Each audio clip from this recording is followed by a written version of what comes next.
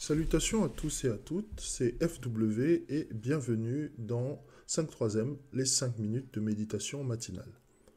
Mes méditations ce matin m'amènent à te parler de l'échec. Pourquoi l'échec? Parce que simplement, nous arrivons en fin d'année et que généralement le mois de décembre est un mois de bilan. C'est un mois où on revient, on fait un espèce de flashback, une espèce de rétrospective sur tout ce qui s'est passé pendant l'année, ce qui s'est passé de bon, comme ce qui s'est passé de mauvais. Et très souvent, nous arrivons à une conclusion, malheureusement, les années sont parfois moins bonnes que prévu. Il y a beaucoup d'échecs, concrètement. La question se pose alors de savoir qu'est-ce que nous allons faire de ces échecs. Alors, pour certains, la solution la plus simple, c'est de faire comme si ces échecs n'ont pas jamais existé et de continuer sa vie tranquillement en se disant l'année prochaine, ce sera mieux. Pour d'autres, l'échec, c'est quelque chose qu'ils vivent comme une espèce d'humiliation, une espèce d'affront, quelque chose qu'ils ne supportent pas de regarder en face. Donc pareil, il y a toujours ce déni. Oui, c'est pas ma faute, c'est la faute des autres, c'est la faute de la conjoncture actuelle, c'est la faute de mon patron, c'est la faute de mon copain, c'est la faute de ma copine, c'est la faute de ma femme, de mon mari, c'est la faute de ma famille. Bref, ils ont toujours une excuse en fait pour ne pas affronter leurs échecs et ne pas se remettre en question. En fait, l'échec, tout dépend de la façon dont tu le prends.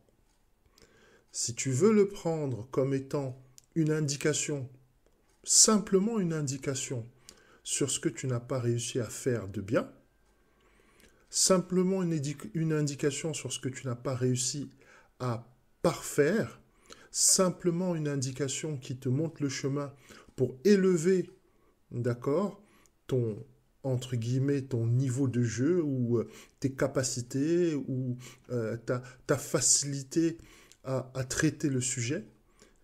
Tu peux avoir des échecs même dans ta vie sentimentale, que ce soit aussi dans ta vie professionnelle, que ce soit... Les échecs sont là. Mais la question qui se pose, c'est qu'est-ce qu'on en fait? Si tu décides que l'échec, en fait, c'est une invitation à faire mieux, si tu décides que l'échec, c'est une invitation à faire beaucoup mieux que précédemment, si tu décides que l'échec, c'est une invitation, à montrer ce que tu as de meilleur en toi et à tirer au-dedans de toi le maximum de ressources pour t'élever et transcender un certain nombre de difficultés que tu as eues, alors l'échec est une chose merveilleuse parce qu'elle va te permettre d'élever ta conscience, d'élever ton talent, d'élever tes capacités à un niveau que tu n'as jamais connu précédemment.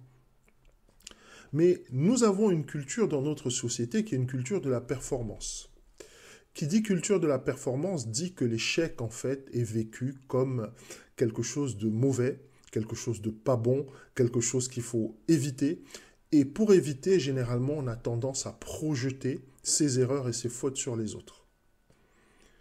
2023 arrive et il faut penser aux échecs. L'échec ne veut pas dire que tu dois avoir peur d'entreprendre. L'échec ne veut pas dire que tu dois avoir peur de faire les choses.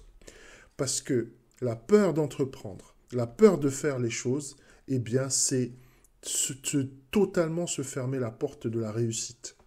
Alors qu'en fait, l'échec est le chemin de la réussite. Tous ceux qui ont réussi, en grande partie, ont d'abord été confrontés à des échecs. Et c'est dans les échecs qu'ils ont forgé leur caractère. C'est dans les échecs qu'ils ont forgé leur détermination. C'est dans les échecs qu'ils ont forgé leur envie d'être meilleurs, leur envie d'apporter quelque chose d'autre, leur envie de se remettre en question et de dire plus jamais ça. 2023 risque de ressembler à 2022 si tu ne regardes pas tes échecs en face. Regarde-toi dans le miroir, aie ce courage-là de te dire en face ce que tu as fait de bon et ce que tu as fait de moins bon, et de prendre la ferme résolution de t'améliorer. C'est ce qui s'appelle affronter ses échecs. Je te souhaite une bonne journée.